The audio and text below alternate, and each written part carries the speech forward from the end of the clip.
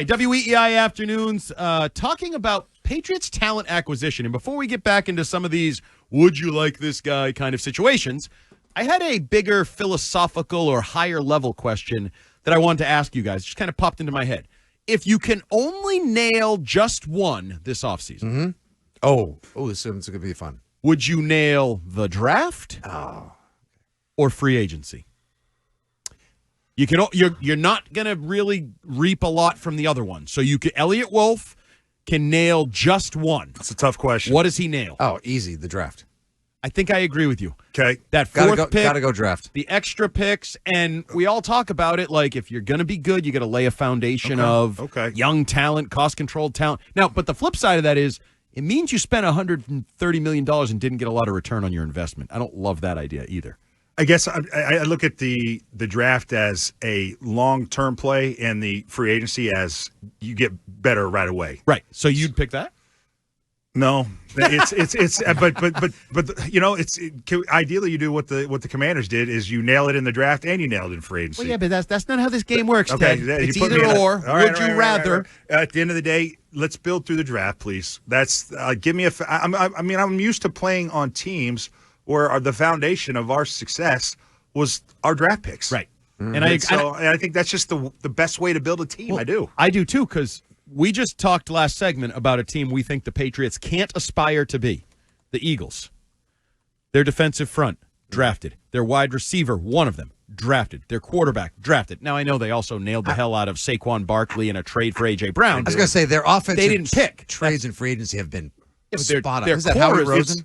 Howie Rosen has done a really good job there. To be honest, you need both to be perennial 100%. Playoff That's team how you year in, become year the out. Eagles. That's right. Because you nailed your Lane Johnson draft pick. You nailed your Devontae Smith. You nailed your Jalen Hurts, Jalen Carter, all those guys up front.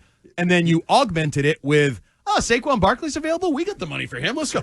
Oh, wait, you guys are dumb enough to trade A.J. Brown? We'll trade for A.J. Brown. He's worth they nailed all three. You developed him for us. Thanks so much for doing that. Ideally, I want Elliott Wolf to study at the school of Howie Roseman and hit the trifecta. Nail everything you touch, but that's probably not realistic. And what I like, too, about just nailing it in the draft is you create this kind of culture where guys – they sign second deals here. If you nail it in the draft, that means usually you're going to sign them to another deal. So you're talking of guys that potentially that you draft could be here 6 to 8 to 10 years. That's when you get a group of guys that have been here 6 to 8 to 10 years like we had, that's where you got something special because now those players take ownership of what's going on in the locker room. And so, Ted, we played this game both on the Six Rings podcast and the previous iteration of the afternoon show. We called it Pick 10. You guys called it Protect 10. Could you even you talk about second contracts and developing your guys and keeping them. We had a hard time thinking which 10 Patriots, if there was an expansion draft, which 10 Patriots on the current roster you would absolutely have to protect, and Drake May, you can't name him. Okay, there's only 2 players.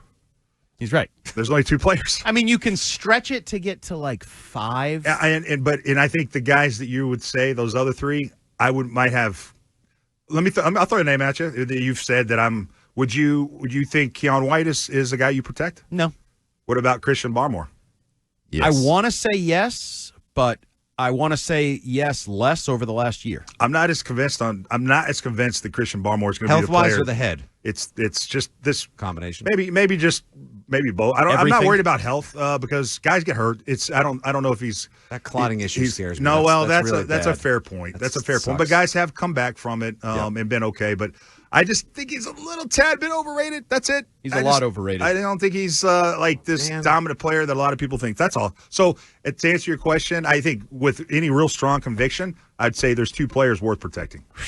Oh, yeah. And then the other 51 guys I'd put on the expansion draft. Yeah. 51 guys on the draft? Yeah. Damn, Ted. He's not wrong. Maybe Mike Onwenu, but he had a terrible year this year. He didn't have a great year, and you're kind of paying him a lot of money. It's not like he's a great value early contract guy. You're paying him a lot of money. So, no, there's a lot of holes to be filled, talent to be upgraded. What about my guy, Bryce Behringer? No, we're not. Brendan Schooler. Come on.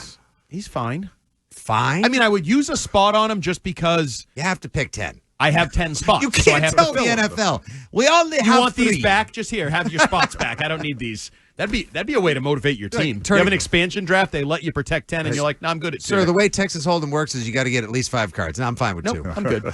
Both aces. There'll be a day, you guys, just for expansion draft, remember that with me. I got a really good story about the expansion draft back in the day. Put a pin in that, Stiz. Ted has an expansion draft story we need to revisit. The expansion draft back in 2002 led to a very fascinating relationship with Bill Belichick and me. All right. I like it. Put an extra pin in that. Yeah, go. double pin it. Anyway, so the wide receivers, we touched on Devontae Adams could be available. Cooper Kupp could be available. Deebo Samuel could be available. I'll throw another name that's not on this list. Actually, one more that is on this list, Tyler Lockett, who I've always kind of liked. Love Tyler Lockett. Would you sign him? He has a $31 million cap figure this year. Squeeze me? Yeah, that's why he's Tyler Lockett? That's why he's not going to be on Seattle anymore. Yeah. They can save $17 million of that by cutting him. You got an age on him? How many years? 32. Okay. Yeah. He's coming off his worst season. But that's because Jackson Smith and Jigba took over the receiving Right. corps. That's another veteran guy that I feel like you add to your core, and maybe you get the production of 40-something catches, 50 catches, but also some leadership, kind of thing. And that's part of it, Andy. Like, don't just go get the greatest wide receiver. Get a good wide. I'd rather you get a good wide receiver that has all of the intangibles and quality leadership attributes than the elite wide receiver that you're not so sure is going to, buy into what you're selling here. Right. And okay, so those are some of the names. There's others out there. Marcus Williams, he was a safety that there was some rumblings the Patriots could trade for him at the trade deadline last year. Bosa is a name. Hargrave is a name. So there's going to be some names on that restructure. Take Nick, not Joe. Give me the Nick Bosa, not the Joe Bosa. You have preference in Bosa's. Okay, but let's go now to Doug Kyed over at the Boston Herald. Took a different approach. He took the trade approach. So guys that might be available.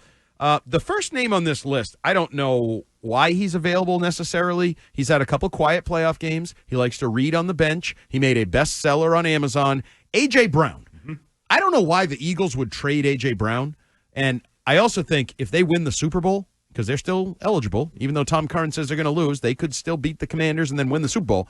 If they win the Super Bowl, I find it hard to believe you're going to sell that to Philly fans by then immediately trading A.J. Brown off for a Super Bowl win. Was it A.J. Brown that was having issues with Jalen Hurts earlier in the season? Yeah. Oh, yeah. No, they had maybe there's something going on behind the scenes. Yeah, maybe there's something going on with Jalen Hurts. He has issues with his coach, too. That's a fair It's a Hurts problem. I don't know. I'm just trying to figure out. He seems an odd bird. Like a dink. I'm just going to be honest. Who does? Jalen? Hurts. Something Dink vibes. I don't know what it is. There's something that just I don't know exactly what dink vibes look like, but there's something. So something off. Yeah. So A.J. Brown, I think everybody in their right mind would trade for A.J. Brown if he's available. Of course. I'd see. Who says no? He shouldn't be available, Andy. He won't be. But in case he pouts his way out of there, the obvious connection is back to the coach he loves. So the other wide receivers on Doug Kyed's trade list. Oh, wait a minute. The Vrabel connection. Yeah. Yes. And he's on record as loving Vrabel? Oh, they love each other. Oh, well, then there we go. go. John Robinson traded him. Vrabel. That was the beginning of the end for Vrabel. Good to know. Didn't know that, love that nugget of info. Deebo Samuel is on both lists here. Could he be cut? Could he be a trade? I'm not as high on him. I think there's been a lot of wear and tear on that body, and he's older than his birth certificate age. I mean, he's a good player. He's a fun player when healthy, but that's not often enough. I wanted him when you could have drafted him and gotten the healthy years out of him. I don't know that I want the back-end years out of Deebo Samuel. Who was the wide receiver that played running back for the Patriots that did kickoff returns? Patterson. Thank you. Way to go, man. Yeah. You know what? I like the idea of like a Deebo that's a fun little toy that you can, put in this weaponized offense I'm going to keep talking about. Yep. So I like the idea of a Deebo Samuel in this offense. Okay, the next two names I like much better. One is more of a veteran receiver. Mercurial has some issues, but might be one of the top 5 best athletes in the National Football League. DK Metcalf of your Seattle Seahawks. Would you trade for him?